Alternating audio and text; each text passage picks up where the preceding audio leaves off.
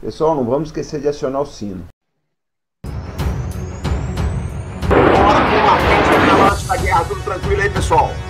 Canal Arte da Guerra, blog Velho General, canal Pátria e Defesa, canal Alcon Combate, canal Rogério Anitablian, os veículos de defesa, segurança e soberania da família brasileira. Vamos dar uma reprodução aí, pessoal. Hoje com uma convidada muito especial, Shadia Kobeissi. Vai ser muito legal, vocês vão gostar muito dela. Eu li o livro e adorei, pessoal.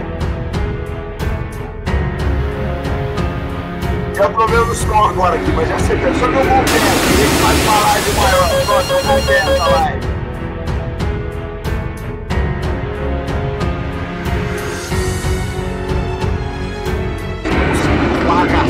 Maravilhoso.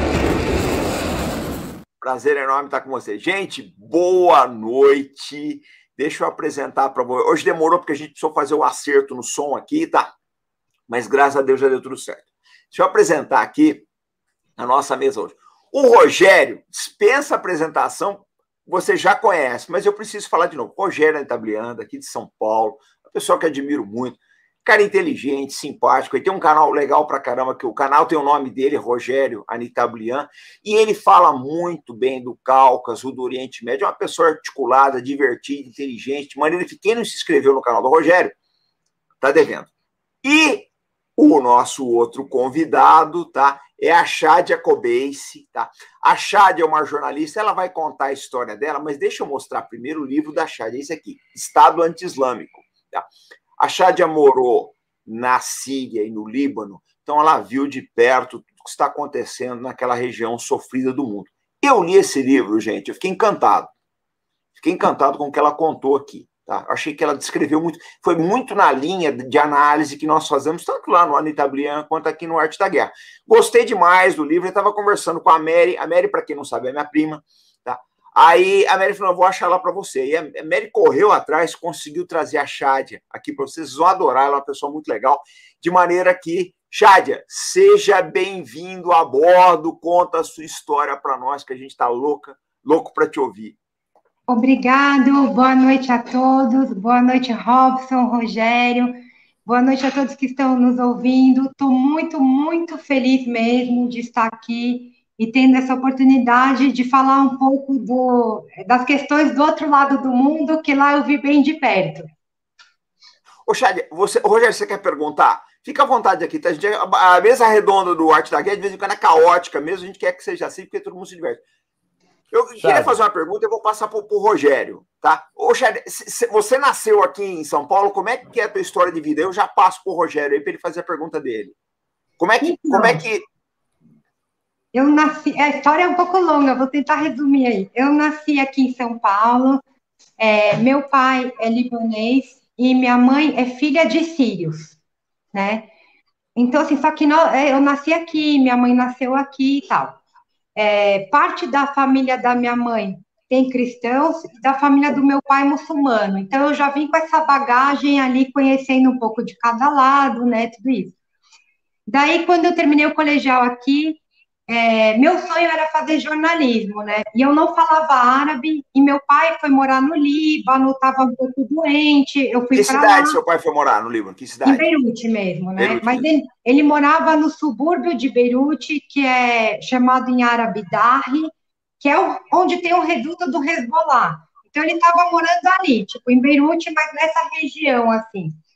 E quando eu fui para lá, eu falei, eu não quero desistir de fazer jornalismo, eu vou fazer de qualquer maneira. Eu fiz o inglês intensivo lá e fiz jornalismo em inglês, porque falar árabe, eu falava pouco, mas para ser jornalista na língua árabe, eu ia ter que estudar uns 5 anos, sei lá quanto tempo. E aí eu fiz inglês e tal, e aí eu fiquei lá por uns 8, 9 anos, mais ou menos. Nossa, uma experiência, assim, incrível. Não dá para falar em uma live, nem em 10, viu? Vai vir outras vezes aqui. São muitas coisas, assim. E aí eu fiquei lá, terminei a faculdade lá, trabalhei como correspondente da Rádio França Internacional um tempo, quando eu estava lá também. E aí eu fui vivenciando todas essas coisas, né? os conflitos, quando teve a guerra de 2006 entre Líbano e Israel, aí eu fui como refugiada para a Síria, quer dizer, assim, aconteceu muitas coisas, né? Então eu vou contando aqui no decorrer, assim, para vocês. Assim. Ô, Rogério, você quer fazer a primeira pergunta? Chádia, boa noite. Uma alegria estar aqui com vocês. Aos amigos também do Artes da Guerra, que estão sempre junto com a gente também, meu agradecimento, né? Muitos lá no canal. Eu queria pegar um gancho nessa questão que você falou, né? Da família com o pai muçulmano, com a mãe cristã, com essa coisa do aspecto confessional do Líbano, que as pessoas muitas vezes aqui têm uma certa dificuldade em entender como é que funciona esse aspecto da divisão de poder dentro do Líbano. E isso dá margem para a compreensão de muito da dinâmica, por exemplo, do que aconteceu lá a partir daquele 4 de agosto com a explosão do porto de Beirute, os posicionamentos dentro da sociedade e tudo mais. Se você pudesse, eu gostaria que você desse uma passada sobre esse aspecto do confessionalismo, inclusive dentro da formação do parlamento, da divisão de poder dentro do Líbano. Então, no Líbano, esse foi o tema do meu TCC, foi sobre as religiões que tem no Líbano. Então, são 18 religiões dentro do Líbano, que é um país pequeno, né? Então, assim, e lá dentro da política, dentro do parlamento, há tantas cadeiras, por exemplo, para muçulmanos xiitas, tantas outras para muçulmanos sunitas. Por exemplo, o presidente sempre tem que ser cristão. O primeiro-ministro sempre tem que ser sunita, muçulmano sunita, e agora me fugiu a palavra, e o principal, assim, no parlamento, a voz, esqueci agora em português aqui, a voz do parlamento, o presidente, né, que rege ali o parlamento, o muçulmano xiita, né? Então, assim, no Líbano é dividido de acordo com as religiões. Todos os grupos querem ter um representante dentro do governo. Então, assim, a religião no Líbano é uma coisa que tem uma função extremamente importante. Lá é o básico, né? A lei e a religião, apesar do Líbano não ser um país dominado, vamos falar, só pela religião, existe uma grande influência no governo libanês pela religião, né? Vamos dizer assim, de todos os grupos representados pelo governo, né? O porta-voz do parlamento, essa é a palavra que eu esqueci, tinha que ser um muçulmano xiita. Então, são divididos dessa maneira, né? Ô, Chádia, mas deixa eu te fazer uma pergunta. Nessa história toda de divisão de poder entre, né, as diferentes religiões, como é que fica o Hezbollah nisso? Como é que é a inserção do Hezbollah na sociedade libanesa? Sabe por que eu falo? Porque é o seguinte, o que acontece aqui no Brasil é por uma falta de informação do pessoal, muita gente coloca o Hezbollah como se fosse só uma milícia, uma entidade terrorista. E a gente que estuda o Oriente Médio sabe que não é isso aí, que é uma coisa muito maior que isso, muito mais ampla, né? Então eu queria que você colocasse como é que é a inserção, como é que é a vida, né, com o Hezbollah no Líbano. Então, primeiro você tocou assim num ponto importante, primeiro o estereótipo, né? Vamos falar um pouquinho disso assim, até antes. O estereótipo, voltando até um pouco para a questão anterior. O muçulmano, ele já tem um estereótipo muito ruim no Ocidente, principalmente depois do 11 de setembro, aí surgiu a palavra terrorismo, aí todo mundo já foi classificado terrorista, aí é árabe, é muçulmano, vai explodir tudo, e aí ficou com essa imagem por causa de, vamos falar, 1% que se diz muçulmano e diz seguidor, tá? Assim como o Hezbollah, por exemplo, é um grupo que foi criado para expulsar as tropas israelenses do Líbano. Foi criado inicialmente com apoio iraniano, mas pelo povo mesmo libanês. Então, assim, você vê que o Hezbollah são pessoas como eu, você, e pais de família, pessoas que estudam. Então, assim, o Hezbollah, na verdade, ele foi criado como um grupo de resistência, muito diferente do Estado Islâmico, que é um grupo realmente terrorista, que mata por você ser de outra religião. O Hezbollah, pelo contrário, o Hezbollah, ele defendia as igrejas, ele lutou contra o Estado Islâmico. Então, assim, são coisas totalmente diferentes, na verdade. o Hezbollah no Líbano também tem todo um papel social, né? Grande parte da população libanesa é a favor do Hezbollah, especialmente para a questão de defender o sul do Líbano, né? Para que não haja mais invasões do exército israelense, porque o Israel ficou no Líbano por 25 anos, então o libanês não quer isso, ninguém quer. Você não quer que tenha um exército de outro país dentro do seu país, né? Por exemplo. Então, assim... É importante você mostrar esse outro lado, porque o que acontece aqui no Brasil, você sabe disso, você é jornalista, e você teve a oportunidade de ver nos dois mundos, né, Shadia? Existe o estereótipo aqui, né? Sim. E a gente procura desmistificar isso, mas continua a tua explanação. Olha, uma vez aqui no Brasil, eu estava de ônibus, eu estava vestindo lenço, eu estava indo na mesquita, eu sou muçulmana, eu estava indo na mesquita fazer oração, estava com os trajes islâmicos, tá? E aí, estava eu e minha mãe. Aí o motorista falou assim para mim, eu estava conversando com a minha mãe, dando risada, aí o motorista falou assim, vocês acho que são daquela religião lá, mas acho que vocês têm coração bom, porque vocês devem ter sido criados aqui, que eu estou falando português. Eu falei, temos coração bom, fomos criados aqui, tipo assim. Então, assim, o que tem muito no Brasil não é um preconceito ruim, tipo assim, preconceito é ruim, mas eu quero dizer assim, não é um preconceito com uma intenção ruim, é um preconceito por falta de conhecimento realmente. Não é que, tipo assim, eles querem fazer mal, porque somos árabes ou muçulmanos, ou porque não sei o quê.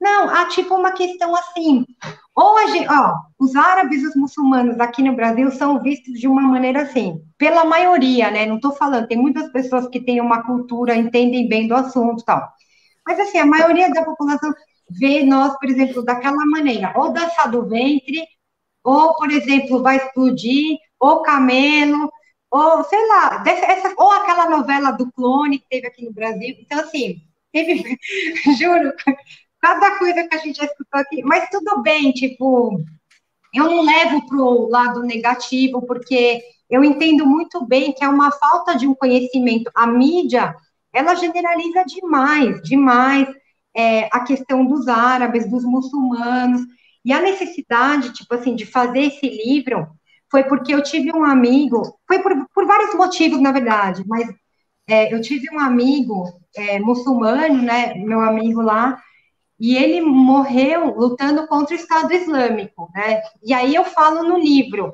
não é possível que assassinos e as vítimas vão ter a mesma imagem, né?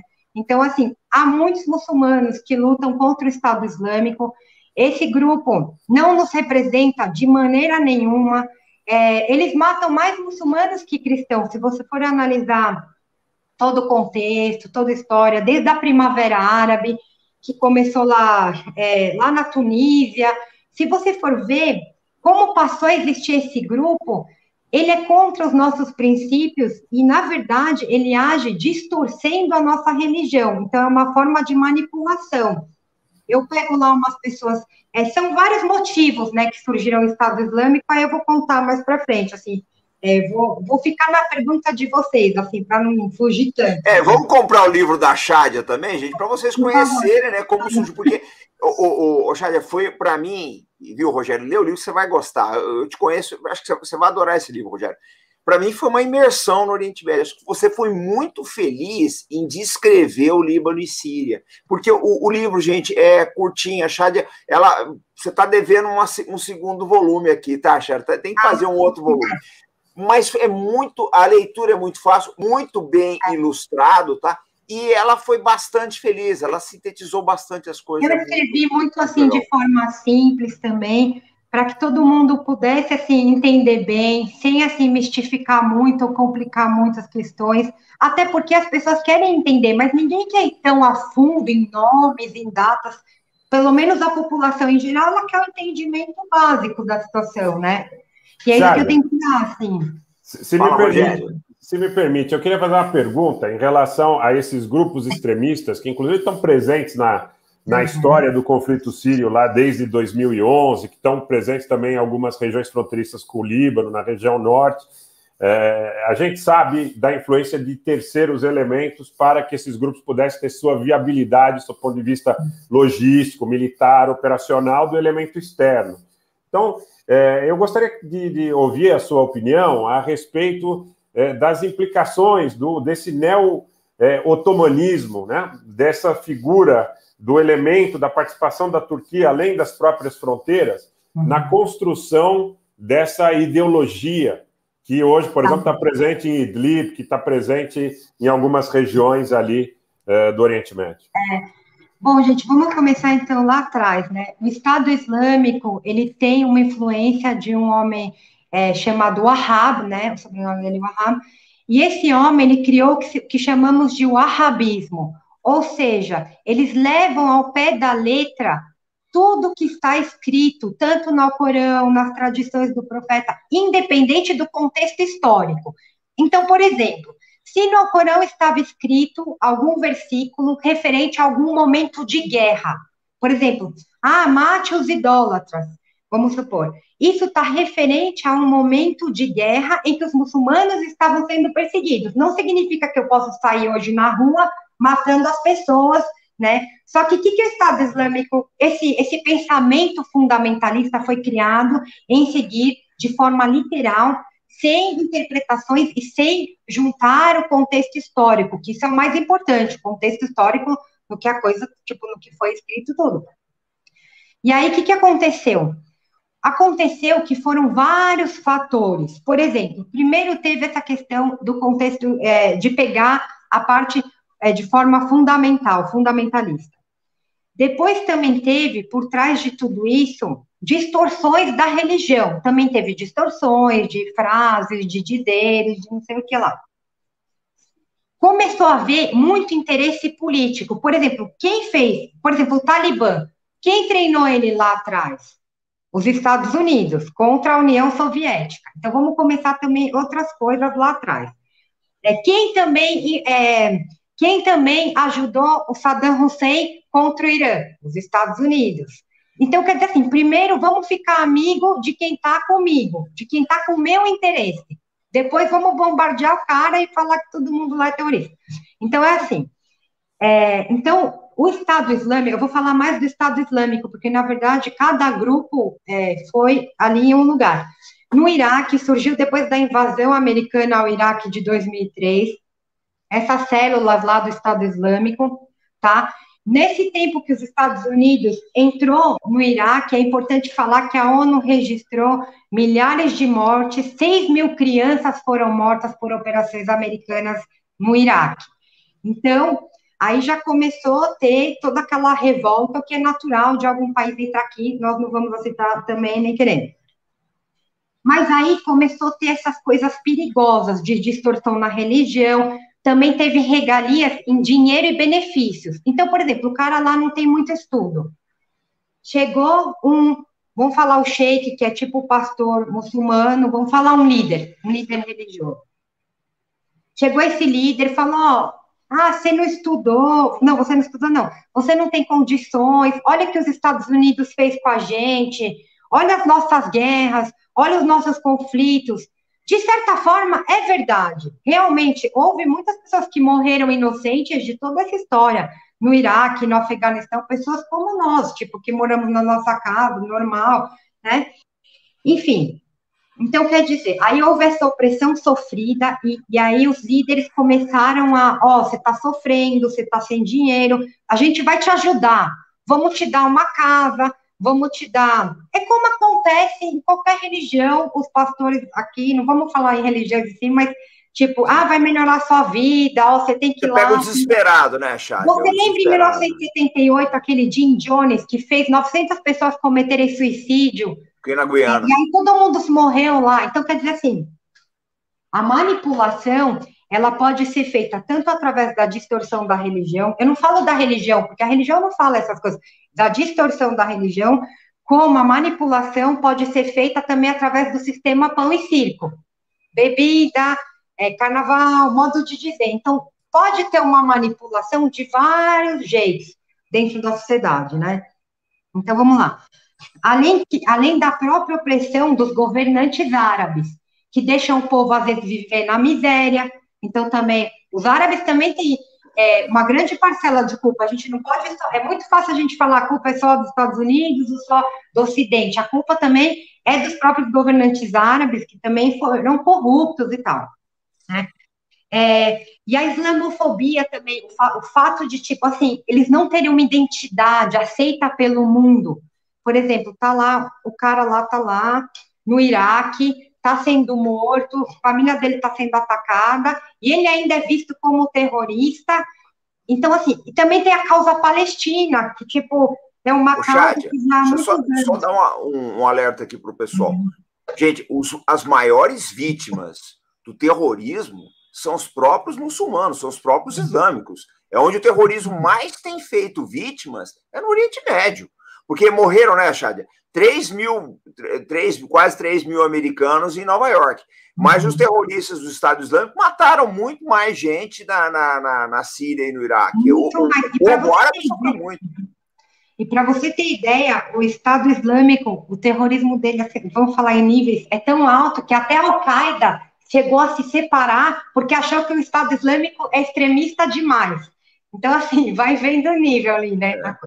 Mas, enfim, e aí, gente, então, quer dizer assim, tudo ajudou para que houvesse esse terrorismo, esse grupo Estado Islâmico, que se intitulou, pior, que ele se intitulou muçulmano, queimando o nosso filme mais ainda.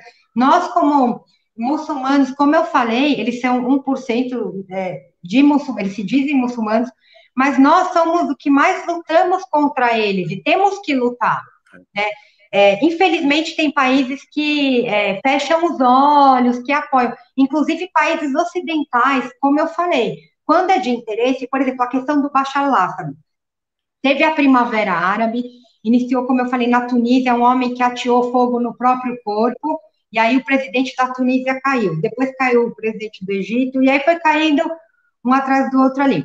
Só que quando chegou na Síria, parte grande da população da Síria aprovava, o Bashar al-Assad, ele tinha uma grande aprovação da população da Síria. Não era como os outros presidentes, porque os outros presidentes, eles viam como traidores, porque eles tinham acordos pacíficos com Israel, com os Estados Unidos, etc. e tal.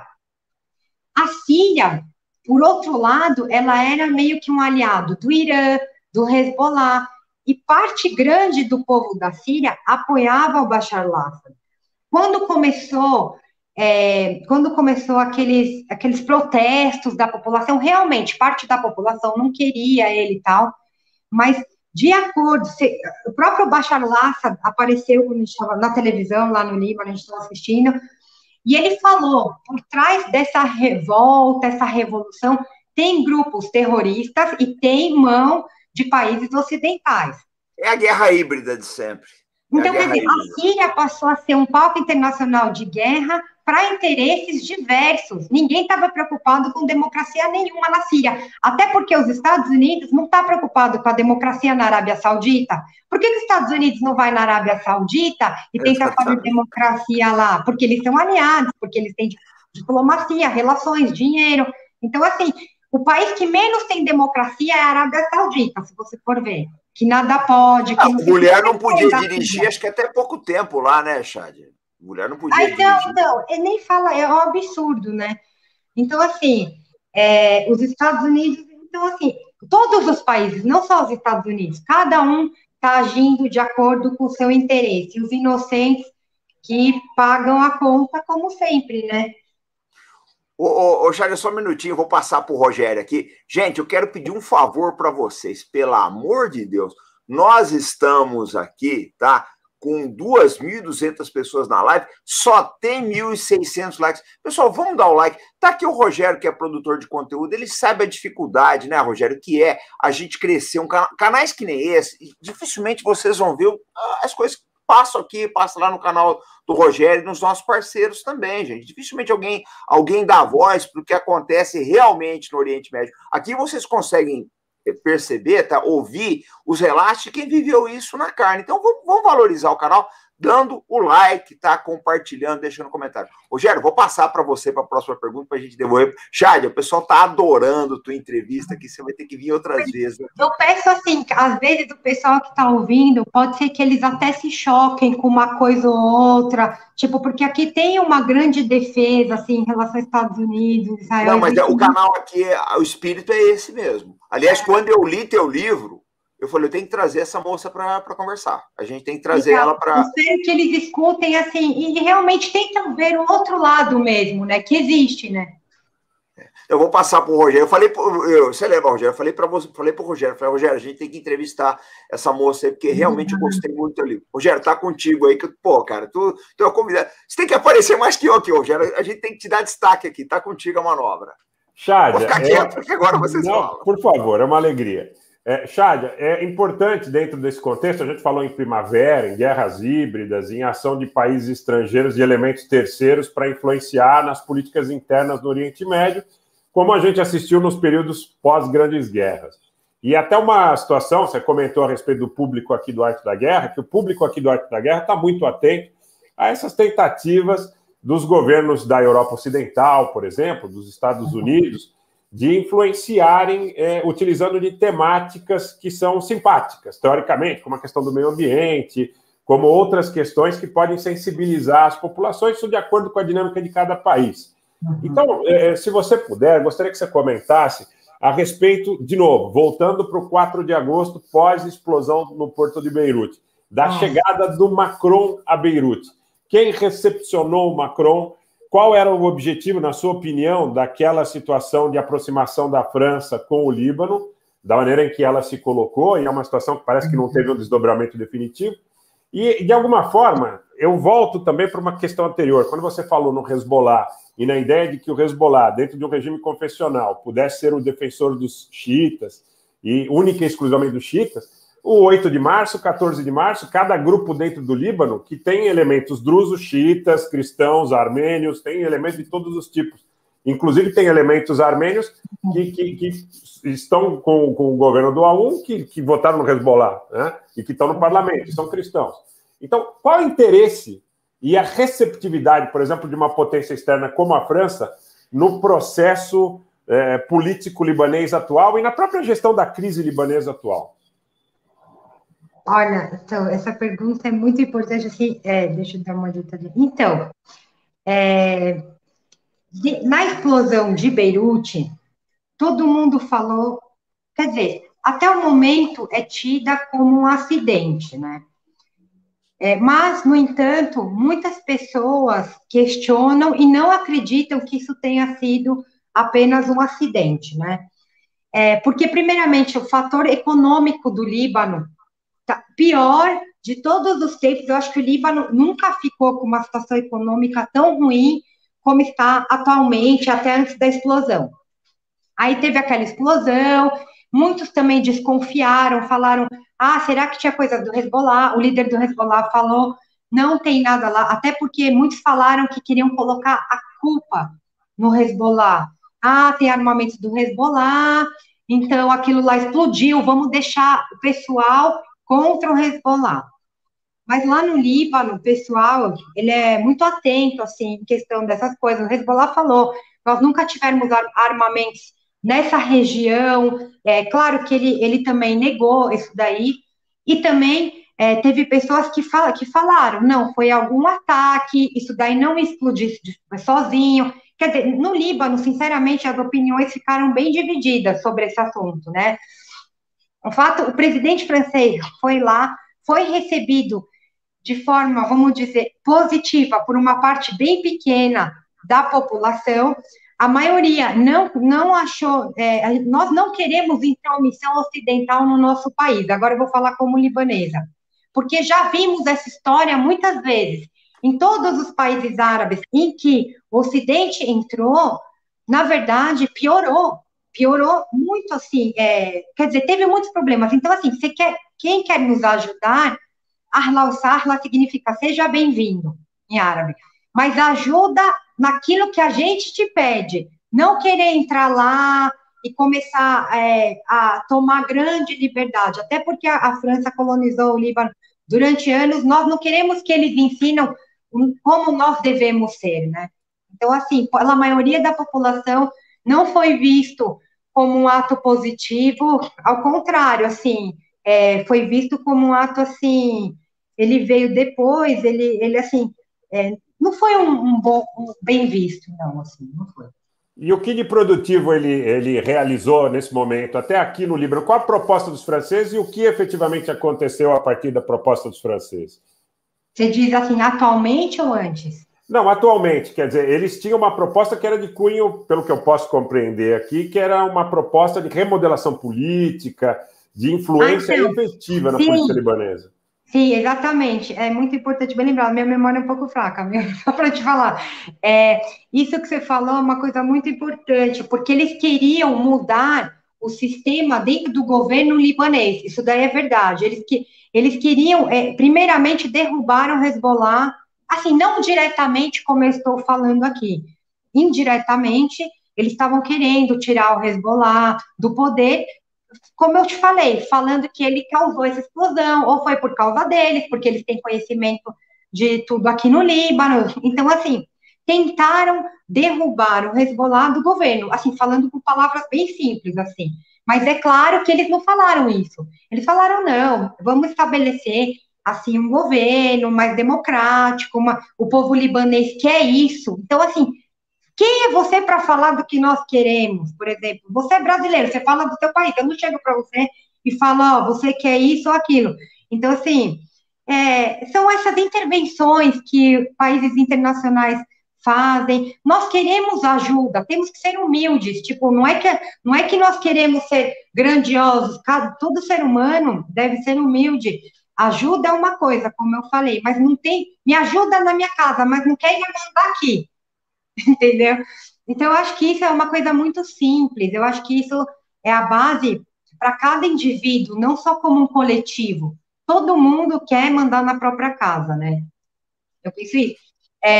Se você quiser, a gente pode até fazer um link já para Israel e Palestina, ou então não. Vamos, Chad, aqui... então vocês têm um microfone à vontade, é o que vocês querem falar, porque o pessoal está gostando muito, está comentando muito, estão aprendendo muito com vocês aqui, tá? Porque é o que eu falo, é uma novidade no Brasil.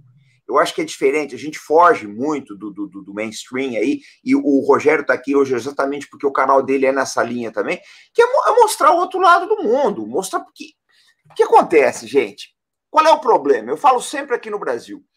É um prazer estar com você aqui, Shadia, porque você consegue transitar nos dois mundos. Né? Você consegue...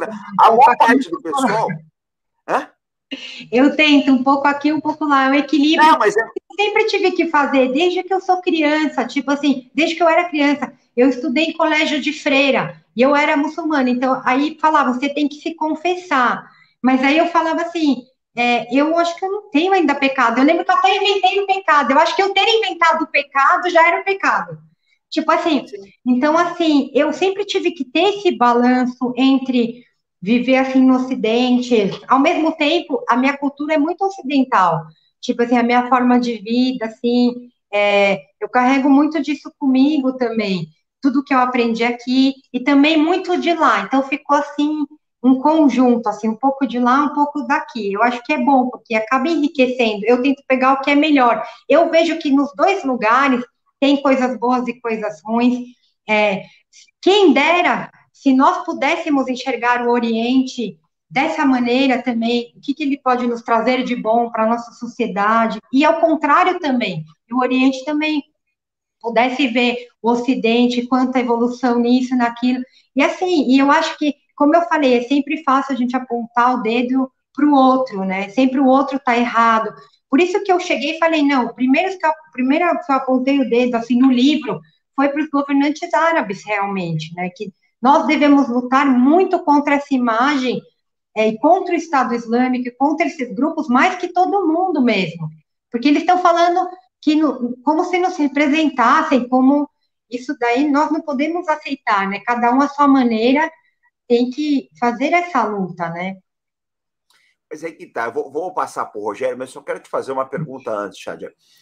O que acontece é o seguinte, eu falo sempre aqui no pessoal, falo, gente, quando vocês forem analisar o Irã, vocês têm que pensar com a cabeça do iraniano. Tá? eu tô com um livro aqui, deixa eu ver se eu consigo mostrar para vocês, porque a minha cachorrinha fica em cima, e aí, pronto, olha aqui, ó. Eu comprei esses dias aqui e estou lendo aí para ver se eu aprendo alguma coisa sobre o Irã. Porque o que acontece é o seguinte, gente. Você quer analisar o Irã, você tem que pensar como iraniano. Não adianta você querer ver o iraniano com a cabeça do brasileiro. A mesma coisa vale para russo, chinês, o libanês, etc. Você tem que viver a história deles, né? Exatamente. Você tem que partir lá de trás, né? O que aconteceu, né?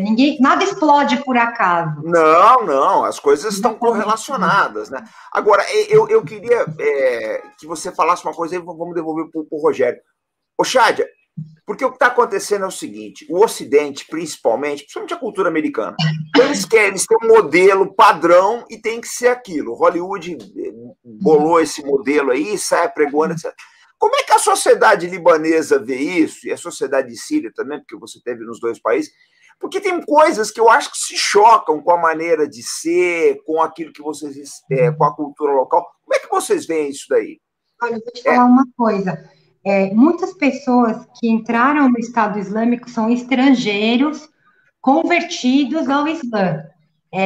E por que eles têm essa revolta grande? Esses convertidos, infelizmente, foram levados por líderes que distorcem a religião por interesses políticos, como eu falei. Por quê? Porque eles também viram Hollywood. Eles viveram o extremo da manipulação ocidental. Entende? Então, tipo assim, aquele sonho, Hollywood, drogas, coisas erradas, pornografia, sei lá o quê, um monte de coisa assim. Eles enjoaram disso. Eles viram que nisso também a sociedade acaba manipulada, tipo assim, não tem mais respeito pelos pais, não tem mais nem um pouco assim, tipo, daquela coisa, um pouco do moral, um pouco do... Então, assim, eles mesmos viram que isso é uma ilusão. Aqui no Brasil, nos Estados Unidos, uma adolescente, vamos falar, 12 anos, engravida, não sabe quem é o pai, vamos falar, todo mundo, assim, aquela vida de, tipo assim, de ilusão. Então, que também é um meio de manipulação. Então, o cara tá lá e falou, nossa, tá tudo errado, meu país acabou com tudo. Então, assim, quem meio que... Porque o Islã, ele te dá um despertar contra isso, né? De que, tipo assim, isso não é bom, isso não vai fazer bem para você, isso, tipo, pode trazer muito, muito prejudicial para sua família, se tiver muita coisa de drogas, muita coisa... Então, assim, o Islã traz isso para a pessoa, mas é claro que não dessa forma, como, então, eles estão errados, vamos lá explodir eles. Tipo assim, isso com certeza não, o Islã não ensina isso. O profeta Muhammad, que a paz esteja com ele, falou, e com sua família falou, nós devemos, quem não tratar bem a outra pessoa, que não seja da nossa religião, não é um muçulmano. Então, por exemplo, na própria religião muçulmana, é contra tudo isso, mas como eu te falei, tem aquelas distorções, tem aquelas coisas que esses políticos, esses líderes, eles não são religiosos, eles são políticos, eles fazem negócios, então eles têm negócios, então vamos manipular pela religião. Então aí entrou essa questão de Hollywood, como você falou, modo de dizer Hollywood, né, porque na verdade são muitas coisas, né, então nós queremos imitar Hollywood, nós ocidentais, eu estou falando eu como ocidental agora, nós temos aquela happy life, vamos viver aquele sonho americano, aquela coisa assim, que eu vou te falar assim, passatempo, né, etc e tal. No Oriente, a visão já é diferente. No Ocidente, ser feliz é fazer tudo o que você quer. É você liberar o ego. Vamos ser felizes, vamos lá, vamos curtir. No Oriente, a liberdade tem uma outra visão. No Oriente, a liberdade é você segurar um pouco o seu ego. É justamente o contrário. Liberdade é se livrar do ego. No Oriente. Eu estou te dizendo assim, de um jeito geral. Então, liberdade é uma coisa muito difícil de dizer o que é liberdade, né? Então, por exemplo, nós temos Ocidente e temos Oriente. Cada um acredita que liberdade é uma coisa. Eu agora, por exemplo, vou falar assim de mim, assim, que tive dos dois lados, igual você está falando, eu acho que a moderação é o melhor caminho. A moderação em todos os sentidos. Eu acho que você tem que viver sua vida bem, feliz. O Islã fala isso, você tem o direito de fazer suas coisas, feliz, quer trabalhar, vai trabalhar, quer estudar, influencia muito a mulher estudar. Então, assim, e ao mesmo tempo, também não preciso fazer muitas coisas fora do que eu acho que para mim não seria bom. Então, acho que a moderação entre os dois países, entre os dois mundos, modo de dizer, é uma coisa muito importante, né? E aí você falou, qual foi a continuação assim, da pergunta? Agora até deu branco, porque eu voltei muito para trás. Você falou da questão dos países ocidentais, como é que foi? Porque, na verdade, eu vou passar para o Rogério, depois eu volto nessa. Deixa eu só dar uma... Porque senão a gente precisa... eu sei que tem as dúvidas do Rogério também, que eu quero que ele apresente aqui. Deixa eu só falar um negócio, pessoal. Mandar um abraço para o Moisés, do Pátio Defesa, que está aqui. A live nossa é assim, tá, Chad? O pessoal gosta, porque ela é caótica mesmo. Que legal, eu estou gostando muito, estou super à vontade. Não, você vai ver outras vezes aqui, já está intimada, porque numa live só, eu sei que a gente não vai conseguir tirar tudo que você viveu, não. Mas deixa eu te falar um negócio. Gente, eu quero mandar um abraço para o Moisés, do Pátio Defesa, que ele está por aqui, tá? Um grande abraço, Moisés. Daqui a pouco nós estamos na live lá. E um grande beijo, tá? Para todas as enfermeiras, que hoje é um dia. Um beijo para as enfermeiras e um abraço para os enfermeiros aí, porque hoje é dia da enfermagem. Rogério, tá contigo. Próxima pergunta é tua, camarada. Olha, a exposição que a Chádia fez agora é excepcional, sob o ponto de vista da exploração, né, dessa questão do hedonismo no Ocidente, de alguma forma, e a exploração da pobreza extrema, do desespero, nas madraças, aí no interior do Paquistão, do Afeganistão, tem os uigures, tem as figuras também que vêm do Cáucaso Norte, né, Daguestani, chechenos, inguchetes, que também tem um processo de proximidade com relação a esse extremismo, né, dentro do Exército Islâmico, da Frente Nusra, de todos esses elementos que estão lá na região de Idlib e também no Iraque, né? Por que não dizer, nas regiões ali na província de Anbar, na região de Sinjar também. Mas o que eu queria colocar para você, Chádia, é que eu acho que as pessoas também precisam conhecer um pouco dessa realidade, e aí talvez a gente consiga fazer um encadeamento para a questão entre israelenses e palestinos. É a questão, por exemplo, da laicidade do regime do Assad, que as pessoas não conhecem, né? E eu digo isso com uma certa propriedade, porque meus avós, eles transitaram, nasceram, alguns dos meus avós nasceram em Alepo, outros transitaram por Alepo e passaram por Beirute antes de ir para a França, vir para os Estados Unidos, e para o Brasil, enfim, como foi a grande maioria dos armênios que oriundos do genocídio lá de 1915 a 1923 que os turcos perpetraram. Então, eu acho importante. Bom, primeiro que a gente testemunhou na própria Síria, né, não só no campo de refugiados de Yarmouk, em Jobar, em muitos lugares, o aumento da pobreza. O aumento da pobreza e do extremismo, depois de 2011. Mas eu queria que você contasse um pouco, você que tem essa familiaridade, até esse laço sanguíneo, a laicidade, né, o regime do Assad. Porque muita gente, com essa coisa da islamofobia, ou com essa questão de imaginar que todo árabe seja extremista, que todo islâmico seja extremista, imagina o governo sírio como um governo fechado, excludente, onde a mulher não tem direito, onde o sujeito que não é da religião predominante não tem direito, não. Mas eu queria que você falasse um pouco da laicidade, né? No Líbano, acho que as pessoas sabem que é um país bastante aberto para o Ocidente. Na Síria. Eu quero só falar uma coisa que eu esqueci da pergunta anterior. Posso falar uma coisa? Lógico, aqui o microfone é teu, Chádia. Eu queria falar uma coisa muito importante. No livro, eu citei uma coisa que fala que nas praias da França, em algumas praias da França, eu não posso falar muito mal da França, que eu trabalhava para eles, né? Mas assim, eu vou falar porque eu não tenho problema nenhum, mesmo que não me contratar mais. O pessoal aqui tá pé da vida com o Macron, então pode bater à vontade. Meu é verdade, né? Então, vamos falar. E até uma das coisas que eu falei para a RFI, quando eu fui trabalhar com eles, eu falei, olha, eu vou trabalhar com vocês, mas eu vou falar uma coisa, assim, com toda humildade e respeito. Eu não vou chamar alguns grupos de terrorista, não. Isso daí é o povo que vai decidir, tipo, me referindo ao Hezbollah e a outros que defenderam o Líbano em algumas situações. Mas, enfim, voltando para o que eu queria falar do livro. Tem um ponto que eu escrevi lá, que nas praias da França ficou proibido as mulheres vestirem o burkini, no caso, que seria o lenço, a roupa islâmica. Não estou falando da burca, eu estou falando de vestir trajes islâmicos. Ou seja, manga comprida, roupa comprida e vamos falar um lenço na cabeça ou uma touca, o que for.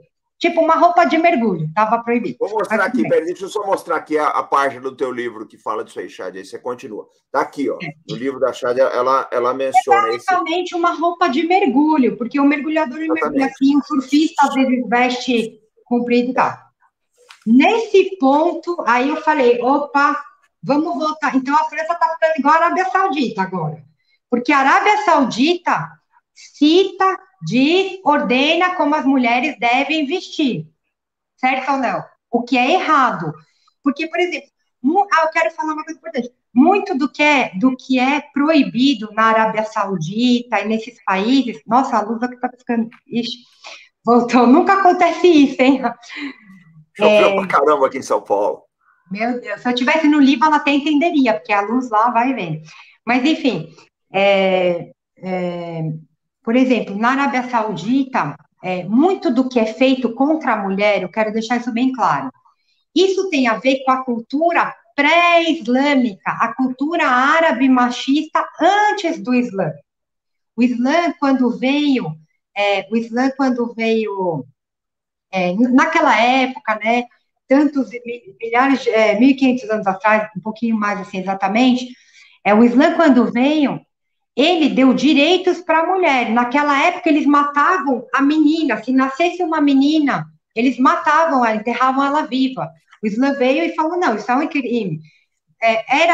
Tinha obrigação, o pai poderia obrigar a moça a se casar. O Islã veio e falou, não pode fazer isso.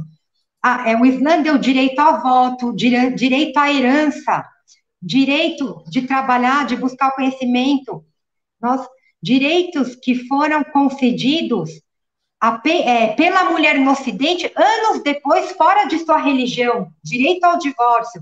Então, assim, o Islã deu direitos, mas a sociedade patriarcal árabe, ela manteve o seu machismo, mesmo que veio a religião para tirar isso. Mas o que vemos hoje na Arábia Saudita, eles falam, não, é pecado, isso é pecado, isso é pecado. Não é. Se você for estudar a religião islâmica, você vai ver que nada pode ser obrigado. Não faz sentido nenhum você obrigar uma mulher a usar o lenço, ou rezar, ou fazer o que for, contra a vontade. Que mérito tem nossas ações perante Deus? Nenhum. Isso é uma coisa óbvia. Então, a Arábia Saudita, na verdade, eles agem de forma pré-islâmica, né? Então, por exemplo, aí na Arábia Saudita eles falam como a mulher deve vestir. Mas na França estão fazendo igual. A diferença é que a Arábia Saudita é uma ditadura. A Arábia Saudita, ela impõe as coisas como ela quer. Ela tem lá o príncipe, o rei, vamos falar assim, mas ela impõe como ela quer, uma ditadura. A França se diz democracia. Se tem uma democracia na França, como eles estão impondo se a mulher vai na praia com um véu ou não? Então, a freira também não pode mais ir na praia vestindo hábito? Então, assim, devemos questionar até que ponto essa liberdade ocidental existe, porque quando eu passei pela França, assim, pouco assim, lá você vê muitos muçulmanos, então isso para eles também está tendo um choque cultural lá, um pouco grande, que tipo, você entra no ônibus, você vê umas mulheres muito cobertas, em Londres também, é uma coisa assim, tipo, tem 3, 4 mulheres no ônibus de lenço, em todos os ônibus, é uma coisa comum. Então, para o Ocidente também está sendo um pouco preocupante essa coisa da religião, da cultura ser diferente, mas, na verdade, por interesses econômicos. Ninguém está preocupado se você vai rezar desse jeito ou daquele. A preocupação do governo é econômica, são interesses e poder, minha opinião. E o Assad, Chádia? E aí, a sua pergunta sobre o governo sírio, né, é muito importante. O governo sírio, tanto o governo libanês, acho que muitas pessoas sabem, é um governo muito aberto. No Líbano, você vê moças andando de mini saia e outra toda coberta, uma do lado da outra, e tudo bem. O Líbano, eu amo o Líbano, assim, tipo, porque o Líbano, ele mostra muito esse lado de que a diversidade é aceita, cada um anda como quer, mas a opinião também é aceita. Por exemplo, cada um anda como quer, mas se eu quero ter uma opinião sobre aquela mulher vestindo daquele jeito, eu posso ter. No Ocidente, a opinião é um pouco calada. É difícil falar sobre isso. Mas, por exemplo, se você vai contra a maioria, o pensamento da maioria, ele já começa a falar, não, mas aí não, você não pode falar isso, você não pode falar aquilo. Então, até que ponto nós também temos liberdade? É uma coisa questionável, porque quando você não concorda, por exemplo, vamos falar alguma coisa vamos falar algum programa da Globo, ou sei lá o quê, muitas vezes você não concorda com uma coisa ou outra. Nós, como pessoas mais tradicionais, falando até como eu também, uma coisa ou outra eu não concordo. Mas se eu não concordar com alguma coisa, eu já não posso falar. Nós temos que respeitar a todos, mas ninguém é obrigado a concordar com o que eu faço. Por exemplo, eu sou muçulmana, você não é obrigado a concordar comigo, segue o que você quiser, se não quer seguir nada também, a escolha é sua. Por que também nós não podemos ter opiniões? Então, no Líbano, você pode falar, isso é muito, muito bom. Na Síria, é mais tradicional, a Síria é um país muito mais islâmico, eu diria, apesar de ter muitos cristãos na Síria, drusos, tem de todas as religiões também, né? Tem judeus na Síria, então, assim, é um país que respeita as diferenças religiosas, é um país que respeita, na Síria também, você pode andar com a roupa que você quiser, eles vão te olhar, por exemplo, porque não é comum, entendeu? É igual eu te falei, você sai de lenço aqui na rua, todo mundo me olha, tipo assim, nossa, veio da lei, sei lá, né? Tipo assim. Não, mas o São Paulo acho que é mais, acho uma das cidades mais cosmopolitas do Brasil, isso não for a mais, né, Chad? Uma coisa que eu gosto, só te atalhando um minutinho, as coisas que eu mais adoro ver, assim, às vezes eu estou andando ali no Higienópolis, e principalmente na sexta-feira, né? Que é o que vai começar o Shabbat, você vê o pessoal de kippah, os judeus ortodoxos vestidos à maneira deles, assim, você vê as moças, as senhoras judias com aquela peruca. Então, eu acho bacana, e você vê o pessoal árabe também, o pessoal muçulmano com o lenço, eu acho isso normal, eu acho bacana. Cada um é de um jeito, né? E cada um acredita numa coisa, né? Tipo você assim, quer ver um negócio? Só te falar um negócio que pouca gente sabe, o Rogério deve ter visto isso já. Ali no Bom Retiro, tem uma sinagoga, acho que foi a primeira do Brasil. Em frente à sinagoga, tem uma igreja coreana. Cara, só no Brasil que você vê isso. Essa convivência é maravilhosa. Você vai lá na 25 de março, o cara que é judeu, ele precisa de troco, ele vai na loja do coreano ou vai na loja do sírio para pegar troco, aí você almoça no restaurante sírio que tem ali. Então, eu acho maravilhoso essa nossa capacidade de conviver. Uma diversidade muito grande, eu digo assim. Eu adoro isso. É um país que abriu para todos, né? É um país, assim, aberto para todos. Tanto que eu falei que o preconceito que tem aqui não é o mesmo preconceito que tem na Europa. É diferente, é o preconceito por não conhecer. Exatamente. É isso que a gente tenta fazer aqui lá no canal do Rogério, é mostrar, né? Não, nossa, e parabéns, assim, pelo canal de vocês, assim, vou ver depois do Rogério, ainda não conheci, mas, você assim, parabéns moça, Rogério. Tem que poder mostrar outros lados. Depoimento.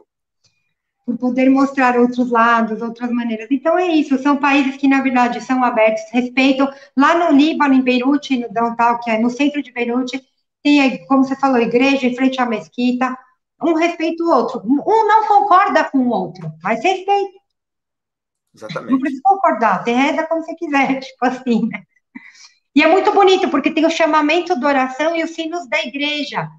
Então, assim, é uma coisa, assim, muito profunda. Você tá lá, aí você ouve os sinos da igreja, você ouve o chamamento da mesquita, assim, é muito intenso, assim, estar lá, né? Então, assim, toca nosso coração, independente, assim, de quem seja, assim, é legal. Rogério, próxima pergunta é tua aí, Rogério. Bom, primeiro eu vou fazer uma extensão desse comentário em relação ao Bom Retiro. Eu estudei lá próximo ao Bom Retiro, numa escola armênia, que era atrás da igreja armênia, né? Que fica ali também nesse entorno. Então, quer dizer, tem essa diversidade, depois chegaram os asiáticos, chegaram muitos coreanos nos últimos anos, mas essa multiplicidade que a gente procura abordar no nosso canal, o comandante Robson faz aqui também com propriedade, e pelo que eu consigo depreender, a Chádia também defende, é que nós tenhamos um mundo que tenha efetivamente o respeito à opção e à opinião do outro, mas que não seja um mundo monotemático. Porque o que está acontecendo hoje é o que você colocou da Globo, aí eu acho que é fundamental, né? Que sirva como referência. Porque é o seguinte, tem lá o Big Brother, que aparece um negócio que, para nossa concepção de família, de estrutura, é inadequado. Se você disser que isso, na sua visão, é inadequado, você é cancelado, você é visto como um pária. Eu acho que é desse tipo de processo que a gente precisa para as pessoas entenderem. Olha, a Chade é muçulmana, eu sou ortodoxo, o comandante Robson tem ou não tem a religião dele, cada um tem a sua, que está aqui nos acompanhando, mas é importante que nós saibamos nos respeitar e tenhamos espaço para sair dessa bolha, né, da verdade única. Olha, a coisa é assim, quem não pensar assim é pária, não tem discussão, não pode ser contestado. Mas, voltando à questão do conflito, acho que tem muita gente querendo saber sobre a questão Israel-Palestina, e muita gente também me pergunta no canal, eu já coloquei alguma coisa nesse sentido, mas eu acho que você tem bastante propriedade para falar também. As pessoas imaginam que o Hezbollah possa participar do conflito automaticamente na fronteira norte de Israel, no sul do Líbano, em função do princípio de solidariedade com o Hamas. Então, explicar um pouco, Chade, a diferença da orientação do Hamas e do Hezbollah. Falei, espero que sim, mas eu não sei, na verdade. Tem que pensar sobre o assunto. Então, pessoal, vou falar uma coisa para você. Em 2006, você quer que eu responda essa pergunta diretamente ou eu posso voltar? Porque talvez é chato ficar voltando, né? Como você falou, apesar que a casa do comandante Robson, mas como você falou... Ô, Chade, o microfone é teu do Rogério, a gente quer que vocês fiquem à vontade aqui, porque eu acho que tudo que vocês falaram... Olha que eu vou começar a cantar aqui, hein? Não, e vem outras vezes aqui, porque uma live só não vai dar. O Rogério já veio, acho que é a quarta ou quinta vez que o Rogério veio, não sei. A gente gosta de trazer o pessoal para mostrar outras visões, senão fica toda semana, todo dia eu falando aqui, o pessoal cansa também. Então, conta a tua história aí, deixa o pessoal... Vamos levar essa história para o pessoal. Pode contar, fazer o retrocesso, que você achar que é importante. 2006, eu estava no Líbano desde 2005, e estava, antes um pouquinho, estava fazendo a faculdade, estava em 2006, teve a Copa do Mundo, todo mundo estava soltando fogos, aliás, todo mundo lá torce pelo Brasil, o Hezbollah desmarca reuniões quando tem jogo do Brasil, você vê o nível que é a coisa lá. Então, todo mundo torce para o Brasil, etc. Aí estava dando um monte de fogos, tal, não sei o quê. Passou pouco tempo, o fogos passou para bombas. Então, você imagina, viver no Líbano é emoção total lá, você não sabe o que pode acontecer, né? E aí, teve o problema na fronteira entre Líbano e Israel e tal, e aí começou os aviões, eu lembro que eu acordei, tipo, 4 ou 5 da manhã, aqueles aviões rasteiros, nessa parte eu não entendo, tá? Essa parte de tipos de avião, essa coisa com vocês aí. Sei que passaram os aviões rasteiros, assim, baixos, aviões assim, de guerra baixos. Nós acordamos. Que é isso? Não, porque Israel sempre passa lá com o avião, é normal, é contra a resolução da ONU, mas Israel sempre dá uma voada ali no espaço aéreo libanês, né? É contra a resolução da ONU, mas eles não estão preocupados com isso. Então, eles vão lá, direto, invadem o espaço aéreo libanês, mas nós vimos que era algo diferente, porque o barulho era muito alto. Era um barulho muito forte, tipo assim, todo mundo acordou, não era um barulho assim, leve, né? Que isso, tal. Aí já chegou os nossos conhecidos, acho melhor vocês saírem do país, porque, pelo visto, a coisa vai pegar fogo. Nisso, Israel começou a bombardear alguns lugares, inicialmente pelo aeroporto, né? O aeroporto é perto da nossa casa, lá no Líbano. Então, começou a ter esses ataques, assim, né? Aí, chamei meu pai, né? Meus pais são separados, e aí eu falei para o meu pai, vamos embora do Líbano. Eu queria ficar, como jornalista, eu queria ficar. Mas, para mim, a família até antes vem da minha profissão.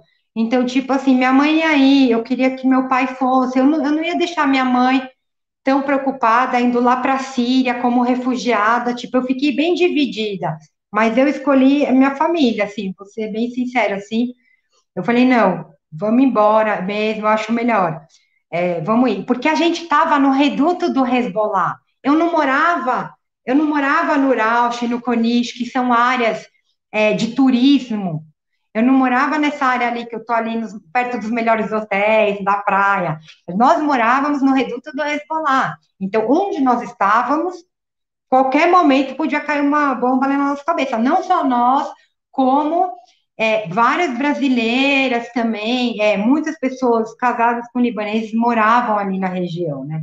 Porque meu pai tinha comércio lá, então nós acabamos ficando por lá. E lá é muito legal, tem muita vida. Essa é outra história, né?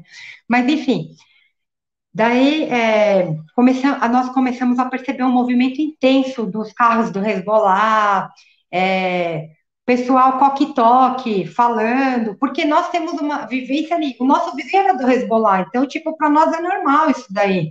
Eles não são vistos como outras pessoas de outro mundo, tipo assim.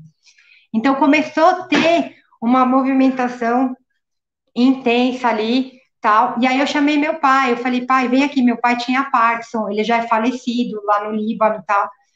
E eu falei, pai, vamos embora para a Síria, vamos tentar ir, porque aqui a coisa, pelo visto, só vai piorar, né? Tá muito perigoso, tal, e onde a gente está, não temos o que fazer aqui, vamos. Meu pai falou, não vou de jeito nenhum, libanês teimoso. Não vou, mas vocês vão, você, as suas irmãs e sua mãe vão. Aí já vem aquela coisa de proteger as mulheres que o homem árabe tem, né?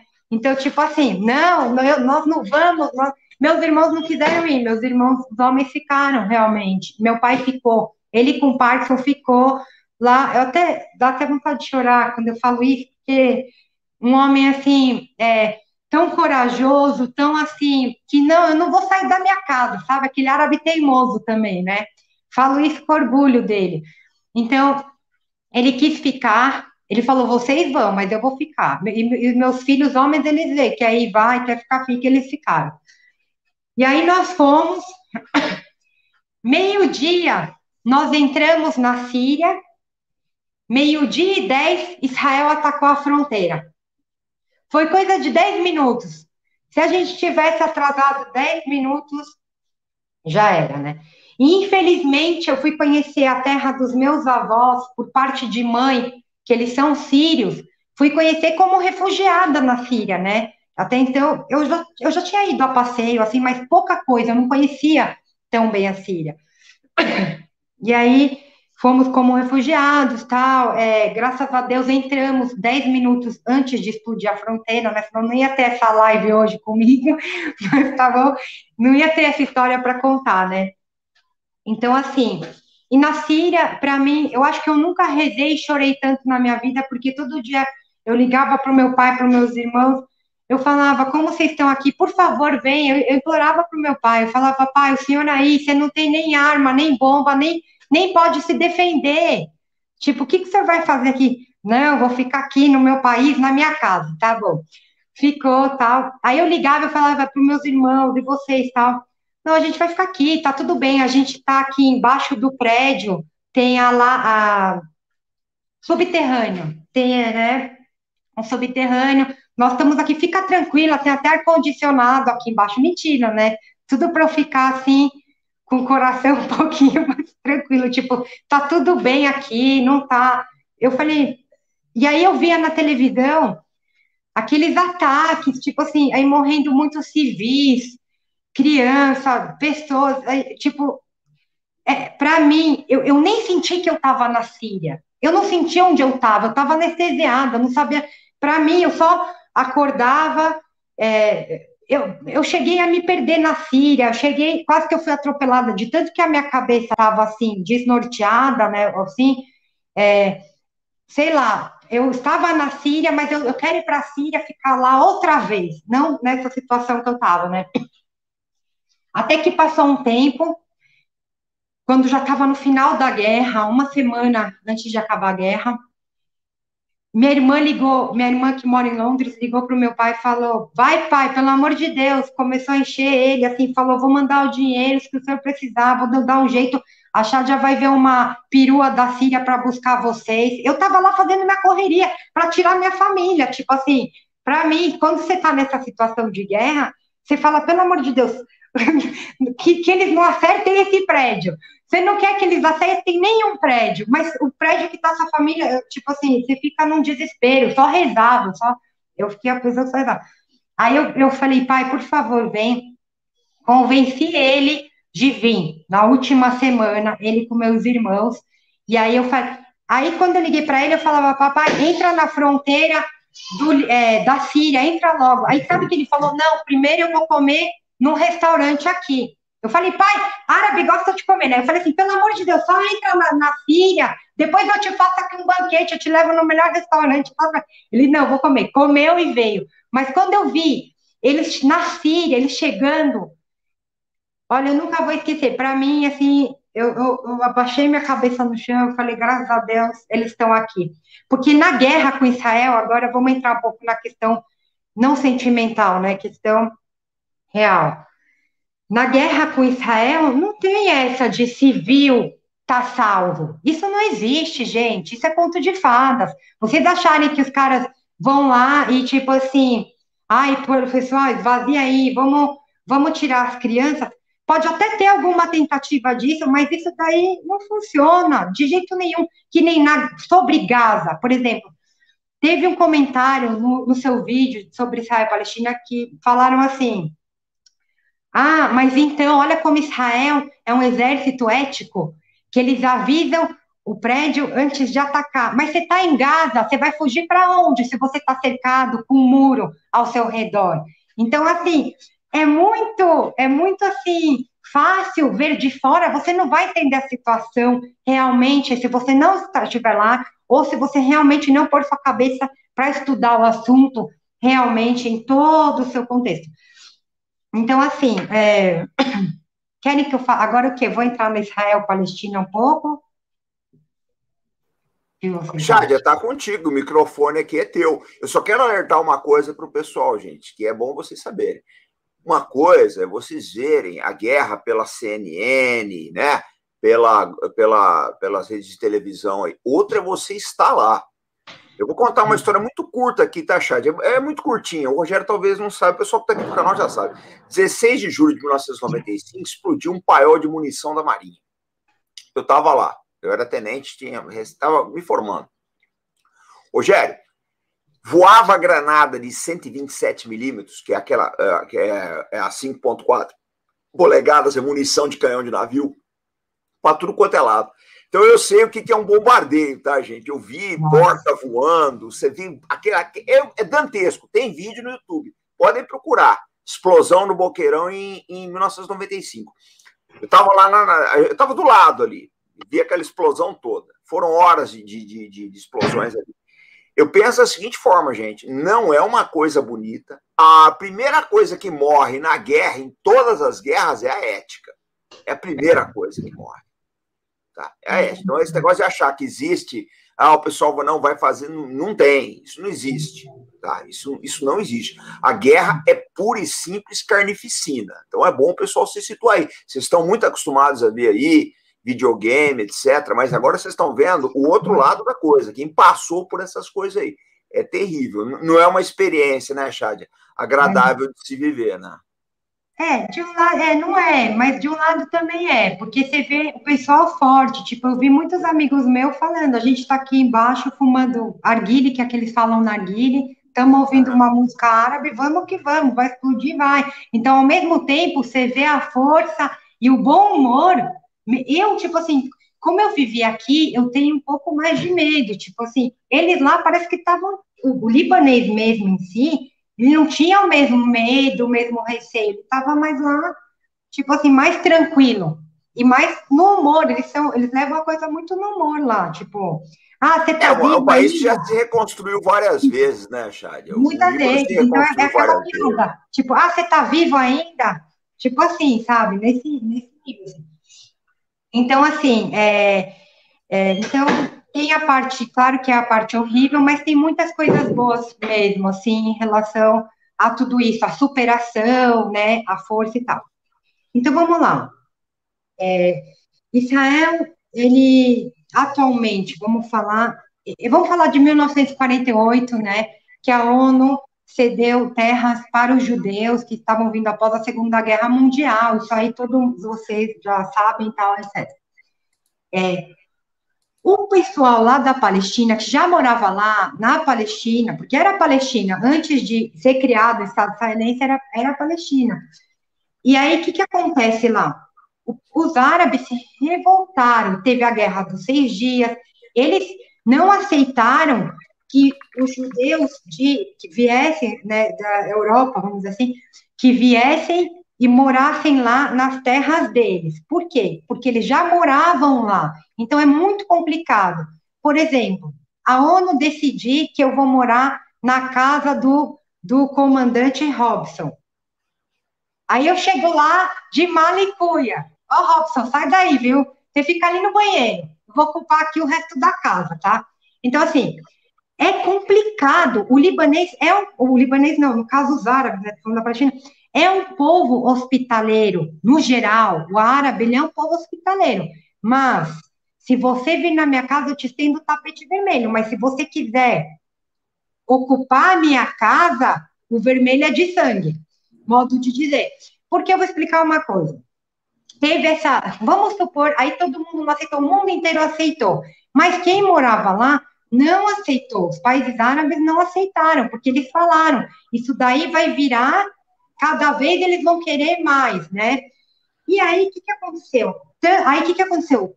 Golã e Jerusalém Oriental ficaram como sendo territórios palestinos. Até pela ONU, a Cisjordânia, tudo, ela era considerada como Estado, como território palestino, né? O que aconteceu? É que eu li o comentário, até me perdi aqui, obrigada. Mas então, era considerado um território palestino. O que aconteceu?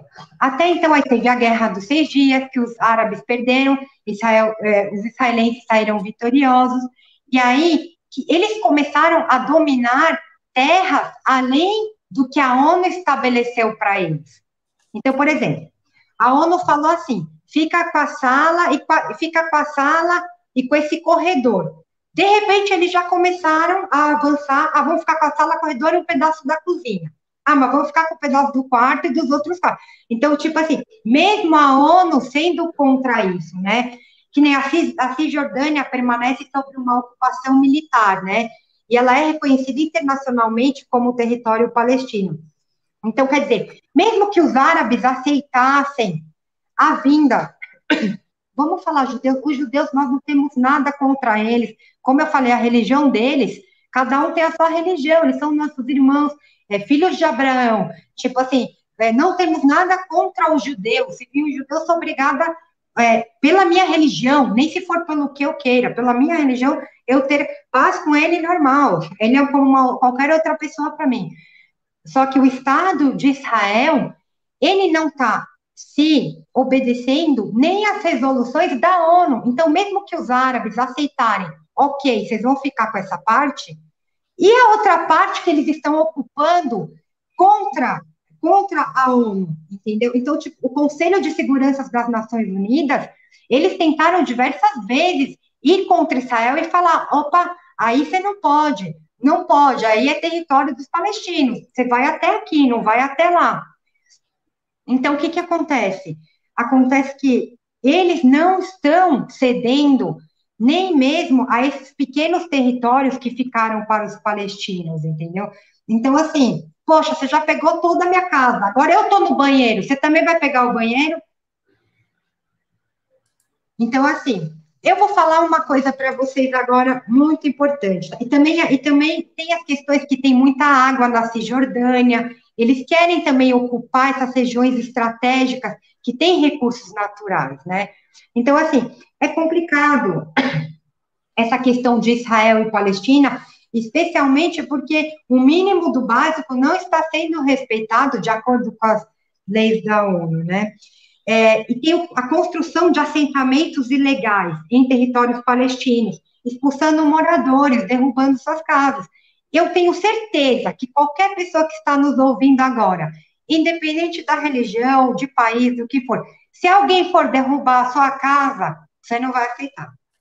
Você aceita que alguém vai na sua casa, derruba a sua casa e fala aos seus filhos, tira seus filhos, tá? Eles estudam em outra escola. Aliás, nem precisa deles estudar também. Tipo assim, ninguém aceita. Então, assim, existe uma coisa chamada de terrorismo que nós devemos lutar, e existe uma coisa chamada de resistência. Uma coisa é você lutar por defesa, outra coisa é você fazer ataque contra inocentes, que é errado. Mesmo que os palestinos, qualquer pessoa que atacar inocentes é algo errado. Você concorda? Mas a partir do momento que eu vou defender... Nos Estados Unidos, por exemplo, se você entrar na casa de alguém, o cara pode te dar um tiro na cabeça se a casa for dele, ele não vai preso. Por quê? Porque ele entrou, porque você invadiu a casa dele. Simples assim, tipo... Então, nesse aspecto, é simples. Em relação a essa construção de assentamentos ilegais, eu não estou falando da divisão de 1948, porque isso daí é um assunto que eu, como árabe, também não aceito, mas se for levar como assunto humano, talvez a gente tenha que considerar todos os aspectos que é atualmente. Mas o que eu não aceito de jeito nenhum como ser humano é construção de assentamentos ilegais em áreas que a ONU afirmou serem como território palestino. Isso que começou, esses problemas que teve na mesquita, que teve os mísseis do Hamas, que teve o ataque israelense, tudo isso começou com o quê? Eu vou falar. Calma aí, que isso aqui eu até dei uma notadinha aqui. Tudo isso se iniciou quando teve justamente a construção de assentamentos ilegais em Jerusalém Oriental. Então, teve esses dias atrás, assim, há um tempo atrás, eles destruíram mais casas para construir casas para eles, para pegar esse território para eles. Então, aí teve protestos do lado palestino, dentro da Mesquita Al-Aqsa, que é, para nós muçulmanos, é muito sagrado, é tipo, eu não sei como agora comparar, mas é algo muito, é tipo o Vaticano, para sei lá, para um cristão, tipo, é muito sagrado para nós. Então, estava tendo protestos ali ao redor, e dentro da mesquita, os policiais israelenses entraram, como sempre eles fazem, para intimidar, para mostrar quem manda. Essa é a realidade. Então, assim, nós mandamos aqui, então, olha, ficam quietos. E aí, claro que vai ter alguém que não vai ficar quieto, que vai explodir, que vai, tipo, vai dar um conflito. Então, aí teve um conflito, né, grande dentro da mesquita de Al-Aqsa, vamos falar assim, onde 300 palestinos ficaram feridos. Como resposta, o Hamas lançou mais de, sei lá, acho que foram uns 200 mísseis, mas é claro que a defesa de Israel é muito forte. Não para, claro que ninguém pode defender tudo, né? Os drones, né? Tô falando de defesa, mas eles defendem bem. Mas morreram pelo menos 2, 3 pessoas em Israel. Já são 6 mortes, Shadia. Eu já tenho 6 mortes. Eu já tenho 6, meia dúzia já. Fora os danos materiais, né? Porque uma coisa que eu preciso falar, gente, só dá uma parte aqui, que eu tô vendo que, o Shadia, o que acontece é o seguinte, no Brasil tudo é polarizado. Então, quando a gente vai falar da questão árabe-israelense, polariza também. Tem o pessoal que defende Israel, o pessoal que defende Israel. Eu entendo. A minha visão chegar nessa parte. Não, beleza, você fala, não tem problema. Eu só quero colocar o seguinte, gente. O Oriente Médio, nesse aspecto, é uma tragédia. Porque eu tenho amigos árabes, tenho amigos israelenses, e todos são maravilhosos. São 2 povos maravilhosos, uma cultura fora de série, tá? Toda uma história de vida aí, uma ancestralidade fora de série. Eu considero tudo isso uma tragédia. Agora, não adianta, o que eu vejo aqui é o pessoal torcendo. Não adianta, pessoal, vocês têm que ouvir a Shadia, ela tem a visão árabe. Eu sei que muita gente é a favor de Israel. Vamos chegar... Não, mas é normal. Mas eu ainda quero trazer o pessoal de Israel para falar que a gente tem que dar voz para tudo, para vocês, como brasileiros, poderem entender a questão. Não adianta só torcer, pessoal, tem que ouvir a moça. Ninguém está certo em tudo. Eu quero frisar bem aqui. Não há lado perfeito, ninguém está certo em tudo. É muito sofrimento que é o que tem lá, dos dois lados. Existe dos dois lados. Eu não posso falar, os árabes estão certos em tudo, eles estão errados em tudo. Não se pode falar isso, gente, é uma guerra, todo mundo comete. Se na nossa vida pessoal nós cometemos erros, que dirá governantes, guerra, entre outros. Mas então, voltando para o assunto. Então, quer dizer, a Israel fez uma retaliação em Gaza, onde morreram, acho que 55 pessoas, 50 pessoas por aí, e 14 eram crianças, segundo o jornal Jazeera. Então, o que acontece? Agora eu vou chegar para vocês. Gaza é um local, vamos se transportar para Gaza. Gaza é um local que tem uma população muito densa, tem muita gente em Gaza. Muita gente, é um lugar bem populoso, muita gente mora lá, as casas são simples, os fios de eletricidade é tudo assim ligado, eles fazem os gatos lá, igual tem em alguns lugares aqui no Brasil, lá também tem. Então, assim, é tudo muito simples, o sistema de saúde, o sistema básico, de tudo é muito simples, eles vivem numa situação de pobreza, assim, falando assim, sinceramente, eles vivem. E aí, o que acontece? Tem um muro de Gaza que foi construído exatamente para separar o que eles dizem que é o Hamas do resto da população, né? Então, o que acontece? Só um minutinho, peraí, pessoal, fecha a porta, por favor. Desculpa, gente, é que tem um pessoal lá dentro, eu fico um pouco... Live é assim mesmo. Live é isso. Fecha a porta, Judson, por favor. Life is life. Desculpa. Então, pessoal, desculpa, né? Que é família, filha, tudo. Rogério, quiser colocar alguma parte aí, tá, Rogério? Fica à vontade aí, tá? O papo aqui é caótico mesmo, é exatamente. Então, é o que faz o canal ter sucesso. Eu vim hoje para falar esse outro lado, né? Por isso que eu não vou medir muito o que eu vou falar. Geralmente eu não falo. Tudo isso que eu falo. Tem que saber, eu vou trazer o pessoal de Israel também aqui. Jornalista eu não falo. Então, uma opinião minha, né? Então, tipo assim, eu vou falar para vocês uma coisa. Então, a Gaza é isso que eu estou falando, estou informando a situação.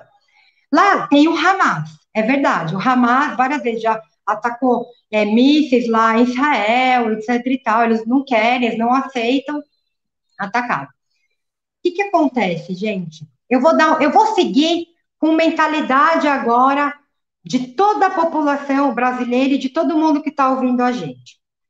Vamos falar o seguinte. Hoje em dia tem a favela, comunidade, né? Porque não pode falar favela. Quem mora na comunidade fala favela, isso que é o mais engraçado. Mas tudo bem, vamos falar na comunidade. Pessoal da comunidade aqui do Brasil. Lá tem traficante? Tem. Tem bandido? Tem. Lá na favela tem de tudo. E quem comanda a favela geralmente são os traficantes, tá bom? Vamos supor que o Hamas... vamos pegar por essa... eu não entendo muito do grupo Hamas, vou ser bem sincera para vocês. Eu sei que é um grupo de defesa da questão palestina, mas eu nunca estudei profundamente sobre ataques que eles fizeram. Eu, sinceramente, eu conheço mais do Hezbollah e do Estado Islâmico, que é o que eu estudei, que eu vivenciei no Líbano, que teve a explosão do Estado Islâmico e tal. Então, foi mais ligado a mim. A questão... Agora, por exemplo, voltando, vamos pensar isso, que o Hamas, como diz Israel, Hamas é um grupo terrorista. Vamos pensar por esse lado. Mesmo que o Hamas fosse um grupo terrorista, o Estado de Israel, ele tem ações terroristas também, porque a partir do momento que você mata inocentes, não é porque você está uniformizado que você tem direito de matar alguém inocente. Outro ponto, a questão de Gaza, como eu falei, Israel, e vamos supor que na favela tem os traficantes, como eu estou falando. Vamos supor que o Hamas seja um grupo terrorista, exatamente como Israel fala. Nada justifica bombardear uma região que tem mulheres e crianças, civis, inocentes, para matar um grupo. Então, por que não fazemos isso aqui nas favelas do Brasil? Por que o exército brasileiro não joga uma bomba lá e acaba com os traficantes? Porque isso não se faz. Porque não podemos matar inocentes se tem um grupo tal lá, seja o grupo que for. Entendeu, gente? Então, assim, mesmo que tenha o grupo Hamas lá, mesmo que quer que tenha lá, nem se fosse o Estado Islâmico lá, você não pode pegar e atacar um lugar com muitos civis. Eles são um dos melhores exércitos de Israel, eles têm uma força militar muito, muito grande. Então, por que eles não atacam de homem para homem? Entra lá, não tem tantos soldados, não tem tanto armamento, por que tanta covardia? Por que precisa morrer tantas vezes tantas crianças? Então, é assim, quem mora lá, aí eles falam, porque o Hamas se esconde atrás da população. Parte grande da população, sim, apoia o Hamas. Como muita gente apoia os grupos e as milícias que tem aqui no Brasil. Nem por isso tem que ser atacado. Todo mundo que está lá vai pagar por isso. Como eu falei, o exemplo da comunidade. Você não pode chegar lá, tacar bomba porque os traficantes estão lá. Exemplo, e eu não estou comparando os traficantes com o Hamas.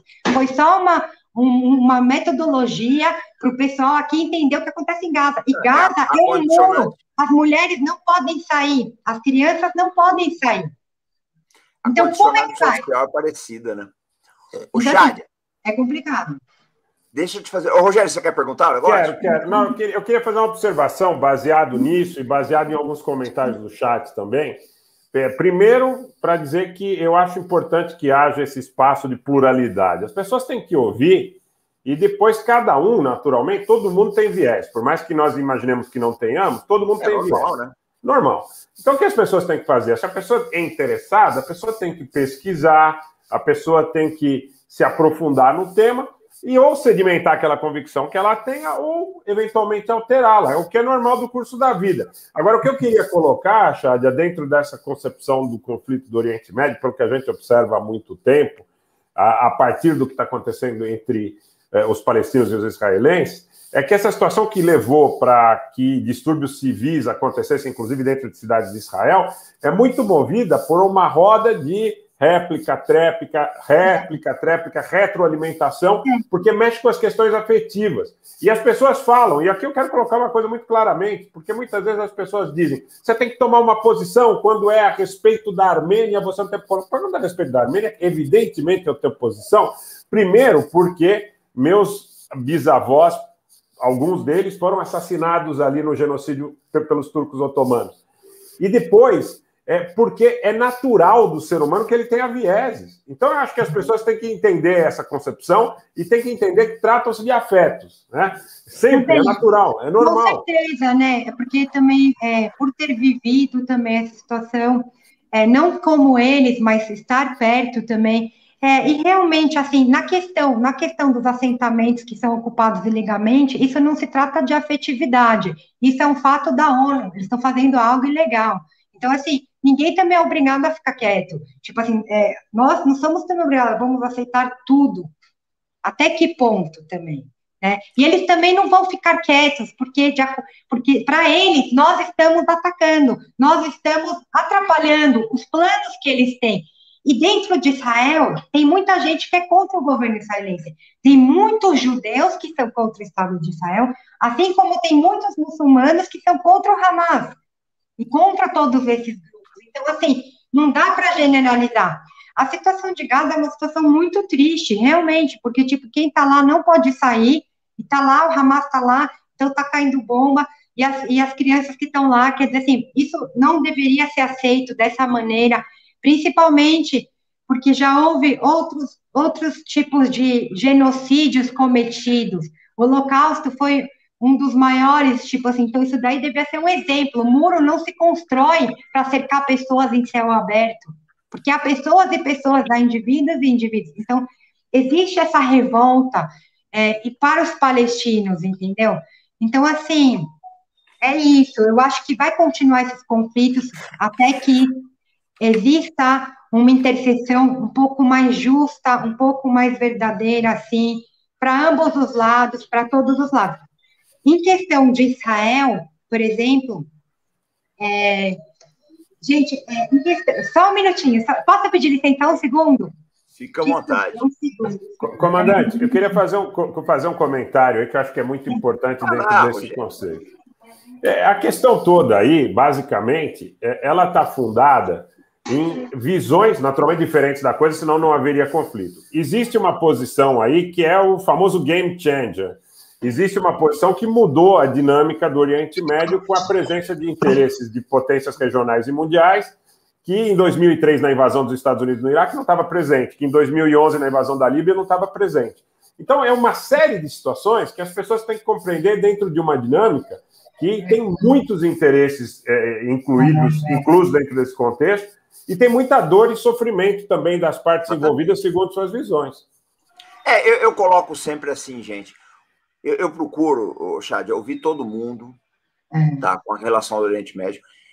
Para mim, eu vejo isso com uma dor muito grande, porque é o que eu te digo, eu tenho amigos dos dois lados, então para mim é muito triste. E outra também, eu cresci numa cidade, eu sou de Catanduva, ali perto de São José do Rio Preto, e São José do Rio Preto é de colonização sírio-libanesa. Então, as principais ruas de São José do Rio Preto aí, Muxi de Once, né? É tudo com o nome de sírios libaneses. Tenho grandes amigos judeus, gosto muito de ler sobre o judaísmo. Então, eu enxergo aquilo como uma tragédia. Eu fico muito triste, porque às vezes o pessoal quer polarizar até isso. Mas eu queria colocar uma coisa, Chad, uma última pergunta aqui, senão a live fica muito longa e a gente quer te trazer outras vezes aqui.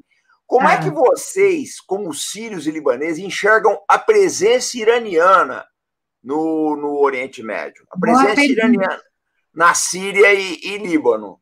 Porque a gente falou de Israel, mas temos que falar do Irã também. Vamos falar do Irã também, concordo. Eu sou muçulmana xiita, hein, ó. Ninguém mais gosta de mim, meu. Nem eu sou xiita, porque eu não tenho... Eu não tenho corda com ninguém 100%. Eu ando totalmente singular ali no meu caminho, sabe? Tipo assim, eu vou falar para vocês uma coisa. De um lado temos a aliança Estados Unidos, Inglaterra, França e Israel. Nós não podemos... Gente, é política isso.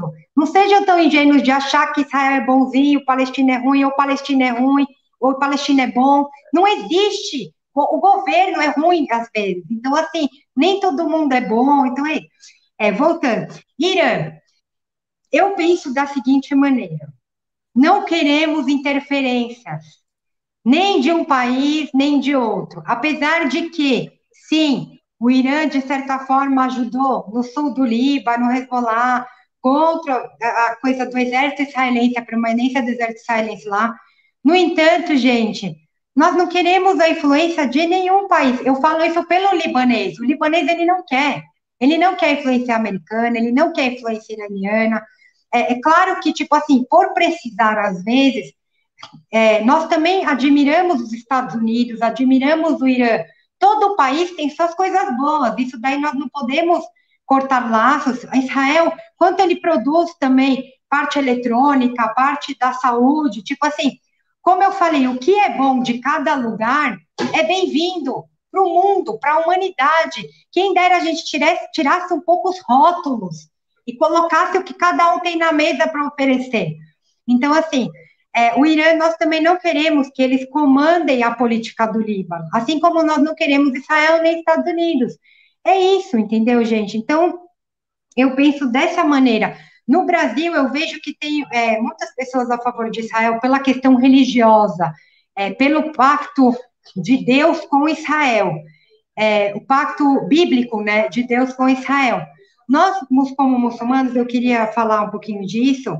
Nós acreditamos que a Bíblia é um livro sagrado e que existiu, porque muita gente fala, não, lá é a terra prometida, lá é a terra dos judeus, porque Deus deu para eles são o povo escolhido, etc. e tal. Para nós muçulmanos, nós acreditamos que Deus fez uma aliança com os judeus. No entanto, os judeus eles quebraram o pacto quando eles perseguiram Jesus, entre outras coisas. Até a questão os judeus teriam que entrar de forma pacífica no lugar e serem recebidos para que essa aliança religiosamente fosse válida. Então, por isso que tem judeus que é contra o Estado de Israel, porque foi algo que é pela força. Então, assim, não como um presente de Deus. Mas, enfim, eu só queria falar isso porque tem muitos evangélicos no Brasil que defendem Israel porque tem essa visão. Mas, para nós, isso é uma aliança que esse pacto não foi cumprido, entendeu? De certa maneira. No entanto, Deus é claro que vai abençoar todo mundo, seja judeu, cristão, muçulmano, sendo uma pessoa boa, Deus está com ele. Então, não tem por que também a gente ficar levantando essa bandeira de Israel no sentido de, tipo assim, não, porque Deus prometeu, é isso, ponto final, sem ver o que eles fizeram também, e será que Deus ainda continua contente com tantas crianças morrendo inocentes? Então, assim, eu não sei, eu quero que cada um pense.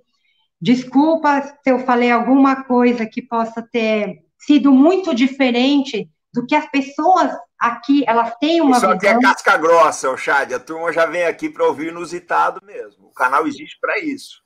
O pessoal Então, assim, eu tive que falar, eu não vim aqui para pegar e para que os outros gostassem de mim, ou para que eles falassem, olha só, ela pensa assim, eu tenho minhas opiniões, e eu falei muitas coisas que as pessoas concordam. Tem coisas que eu tenho o meu ponto de vista e eu quis também colocar para todos vocês, porque uma guerra sempre tem os dois lados, né? E você, como arte da guerra, sabe mais que tudo isso, sabe mais que nós, né? Não, quem dera, eu aprendo com todo mundo aqui. Gente, eu vou encerrar porque tá com 1h30 de live, mas, ô Chádia, o convite já está aqui para você voltar outras vezes, porque tem mais coisa que eu quero perguntar para você, tá? O livro da Chádia, gente, é excelente. Deixa eu só dar um destaque aqui. Excelente. Aprendi muita coisa com ela. É bom vocês verem as outras versões. Eu quero trazer gente aqui de todas as matizes. A gente está convidando o pessoal do Irã para vir, o pessoal de Israel também, gente que lutou nas forças de defesa. Vocês têm que ouvir o lado de todo mundo, que a gente vai ver o seguinte, pessoal, a verdade, ela está pulverizada. Às vezes nós polarizamos as coisas, você acaba perdendo, e é muito triste que, infelizmente, Chádia, você é um profissional da imprensa, você sabe disso, eu, Rogério, a gente sempre conversa muito sobre isso daí. A imprensa no Brasil, ela quer empurrar só uma versão das coisas. Isso não funciona bem. Então, quero te agradecer. Rogério, quer fazer as palavras finais aqui? Quero agradecer a Chádia, quero agradecer ao comandante Robson, todos que acompanharam aqui no canal, convidar quem não conhece também para se inscrever no nosso canal, Rogério Nitablian, e dizer o seguinte, que a pluralidade, o espírito que o comandante Robson tem colocado, tem empreendido aqui no canal, é o fundamento da racionalidade, do espaço. Nós temos que ouvir todo mundo. Ouvindo todo mundo, nós vamos depreender e nós vamos extrair aspectos positivos e verdadeiros de todos e algumas coisas que, como a Chádia disse no começo, entre a cultura do Líbano e a cultura do Brasil. Nós vamos peneirar, vamos ver o que é melhor, o que serve para cada um e como conceito geral, mas sempre preservando o debate, não fazendo como a mídia brasileira, que é monotemática, que tem um tema só, que tem um assunto só, que tem uma verdade só. Então é importante um espaço como a Arte da Guerra, é importante ouvir a Chádia, comprem o livro da Chádia. Eu tenho meus erros, com certeza, de pensamento, na limitação do meu aprendizado, como todo mundo. Então, assim, espero ter contribuído de alguma maneira, realmente, com a minha vivência lá e experiência. Shukran. Muito. Obrigado. Obrigado, pessoal. Muito obrigado. A paz esteja contigo, tá? Você vai voltar outras vezes, o convite já está aberto aqui. Tá bom, agradeço. Então, um grande beijo para você. Tchau. Gente, Rogério, mais uma vez, obrigado também, tá, camarada? Pessoal, vamos agora para a live do Moisés lá no Pátria e Defesa, tá? E a gente está voltando aí, sempre com responsabilidade e compromisso. Até no Brasil Futebol.